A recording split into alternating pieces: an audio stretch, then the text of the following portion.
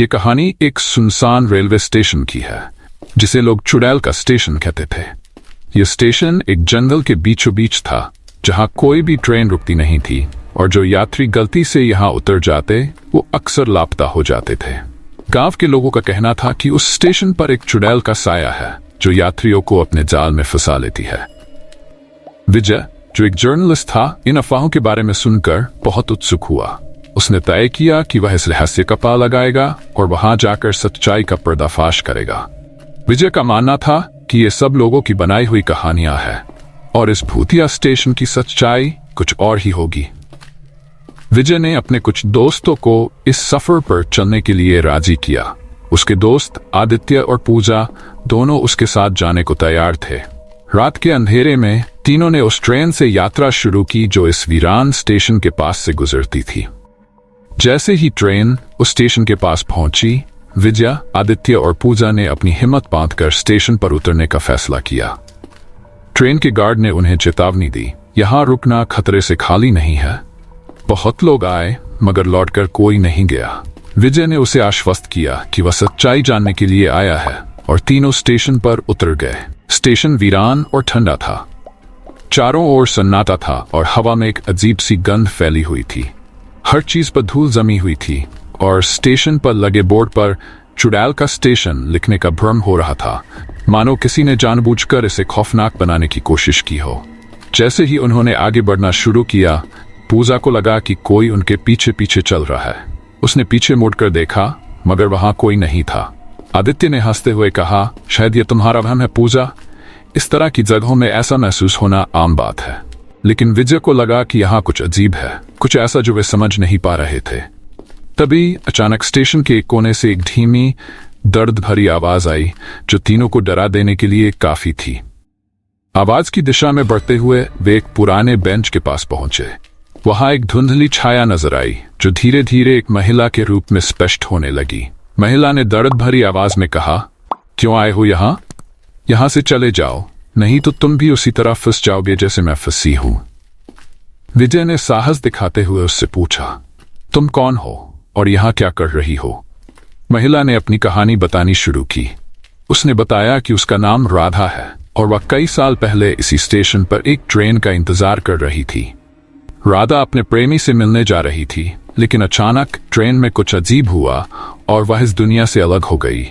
वह अब एक चुड़ैल बन चुकी थी, जो इस वीरान स्टेशन पर फंसी हुई थी। वह तब तक नहीं जा सकती थी जब तक उसे मुक्ति नहीं मिल जाती। विजय और उसके दोस्तों ने फैसला किया कि वे राधा की आत्मा को मुक्ति दिलाने की कोशिश करेंगे। राधा ने उन्हें बताया कि जिस ट्रेन में उसकी मौत हुई थी, उस ट्रेन का एक हिस्सा अब भी इसी स्टेशन पर दफन है। अगर वे उस हिस्से को खोज निकाले तो शायद वह मुक्त हो सकती है। तीनों ने स्टेशन के पुराने हिस्से में खोजबीन शुरू की। अंधेरे में केवल उनकी टॉर्च की रोशनी थी और उनकी हर कदम की आहट गूंज रही थी। घंटों की खोज के बाद उन्हें स्टेशन के एक पुराने हिस्से में एक टूटी हुई बोगी मिली। वह बोगी बहुत पुरानी थी और उस पर अजीब सी निशानियां बनी हुई थीं।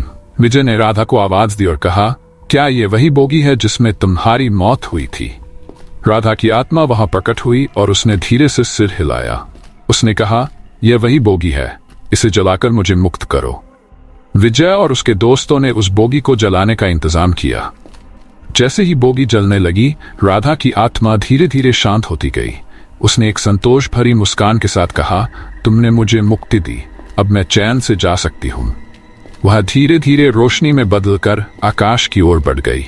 विजय और उसके दोस्तों ने देखा कि स्टेशन अब फिर से सामान्य हो गया था। राधा की मुक्ति के बाद स्टेशन पर से सभी रहस्यात्मक घटनाएं खत्म हो गईं। गांव वालों ने विजय और उसके दोस्तों की बहादुरी की सराहना की। अब यह स्टेशन फिर से यात्रियों के लिए खुल गया और वहां से गुजरने वाले लोगों के मन से डर हमेशा के लिए मिट गया। विजय, आदित्य और पूजा को वीरान रेलवे स्टेशन पर घटी घटनाओं को याद कर रोंगटे खड़े हो रहे थे। राधा की मुक्ति के बाद स्टेशन की डरावनी कहानी खत्म तो हो चुकी थी, लेकिन उनके दिलों में अब भी उस जगह का खौफ बैठा हुआ था। तीनों घर लौट आए और अपने जीवन में वापस लौटने की कोशिश करने लगे। कुछ दिन बाद विजय ने इस कहानी को एक समाचार पत्र में प्रकाशित किया। समाचार ने चारों ओर खलबली मचा दी। और लोग रेलवे स्टेशन की सच्चाई जानने के लिए वहां आने लगे। गांव वालों ने यह देखकर राहत की सांस ली कि अब वहां कोई अजीब घटनाएं नहीं हो रही और लोग सुरक्षित आ जा सकते हैं। हालांकि विजय के मन में एक सवाल बार बार उठता था। राधा ने उन्हें केवल अपनी मुक्ति की कहानी बताई थी, लेकिन उसने ये नहीं बताया कि उसकी मृत्यु कैसे हुई थी।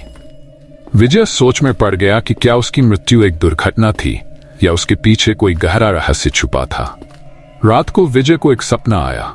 उसने देखा कि वह उसी वीरान स्टेशन पर खड़ा है और राधा उसकी ओर देख रही है। वह इशारा करती है कि विजय उसे फॉलो करे। विजय उसकी ओर बढ़ता है और तभी अचानक सपना टूट जाता है। विजय का यह सपना रहस्यमय था और उसने ठान लिया कि वह स्टेशन पर एक बार फिर जाकर उस रहस्य का पता लगाएगा। इस बार विजय अकेला ही स्टेशन पर गया। रात का समय था और स्टेशन के सन्नाटे में एक अजीब सा खिंचाव था। विजय को लगा जैसे वहां कोई उसका इंतजार कर रहा हो। जैसे ही उसने स्टेशन पर कदम रखा, उसे हवा में राधा की वही जानी पहचानी खुशबू महसूस हुई। उसने ध्यान से उस पुरानी बोगी के पास जाकर देखा जो अब राख में बदल चुकी थी। उसे वहां पर कुछ चमकती हुई चीज दिखी। उसने उसे उठाया तो वह एक पुराना कंगन था। कंगन पर कोई अजीब से निशान थे जो उसे किसी अनसुलझे रहस्य की ओर इशारा कर रहे थे।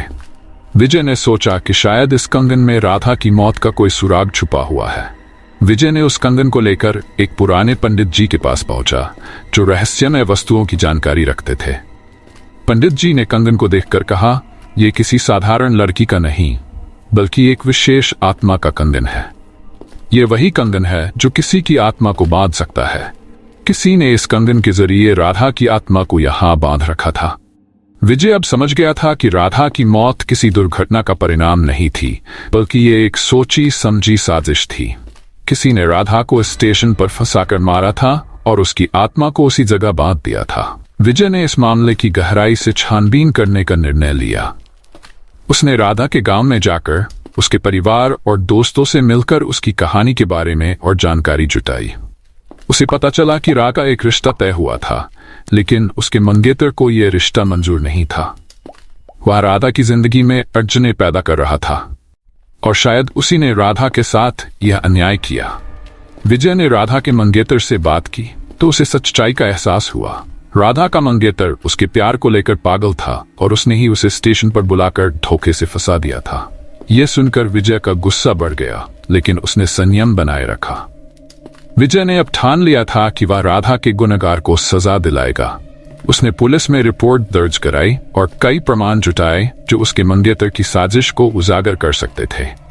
कुछ ही समय में पुलिस ने राधा के मंगेतर को गिरफ्तार कर लिया और उसे सख्त सजा दिलाई गई। जैसे ही राधा के गुनहगार को सजा मिली, विजय को फिर से एक सपना आया। इस बार राधा ने हंसते हुए विजय का आभार व्यक्त किया और कहा, अब मैं सच में मुक्त हो गई हूं। तुम्हारे कारण मेरी आत्मा को शांति मिल गई।